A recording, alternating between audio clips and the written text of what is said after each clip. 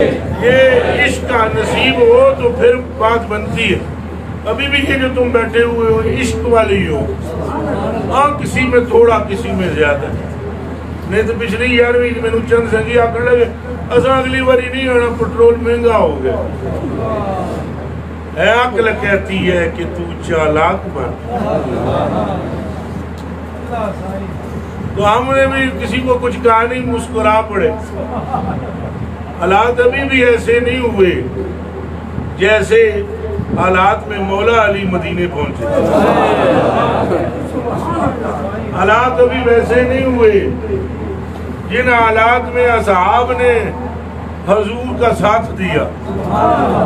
शुक्र करो ये भी मुफ्त में जन्नत ले रहे हो,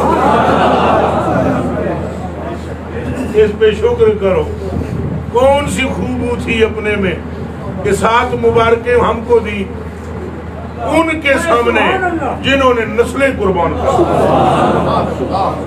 उन नजरात के सामने उन्हें बिठाया। फिर फरमाया तूबा, फरमाया मुबारक हो उसको, उनको को फरमाया मन रानी, जिसने मुझे देखा। साईं ने जिसने मुझे देखा वामन अभी और मुझ पर ईमान लिया, उसे मुबारक हो। क्योंकि ये गल बड़ी राज दी है, तक के भी ईमान ले आना खुशबख्ती है। बदबख्त देख कर भी नहीं लाते।